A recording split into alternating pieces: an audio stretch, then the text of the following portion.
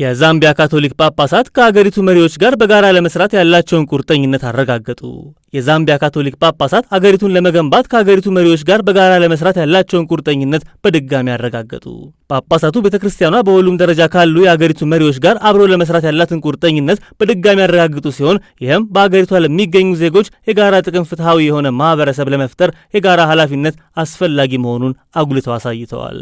የዛምቢያ ካቶሊክ ጳጳሳት ጉባኤ አባላት የፖለቲካ፣ የሲቪክ ማህበረሰቦችና የሃይማኖት ተቋማት መሪዎች በታማኝነት ኃላፊነታቸውን እንዲወጡም አሳስበዋል። የዛምቢያ ካቶሊክ ጳጳሳት ጉባኤ አባላት የዛምቢያ ቤተክርስቲያን የተስፋ ብርሃን ሆኖ እንዲቀጥል ለፍትህ፣ ለሰላምና ለብሔራዊ አንድነት እንድትሟገት ተጠርታለች ብለዋል።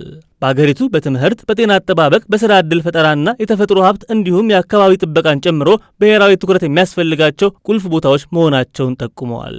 የአገሪቱ መሪዎች በትምህርት፣ በጤና እንክብካቤና የሥራ ስምሪት ለሁሉም ዜጎች ፍትሐዊ በሆነ መልኩ ተደራሽ እንዲያደርጉ ጥሪ አቅርበዋል።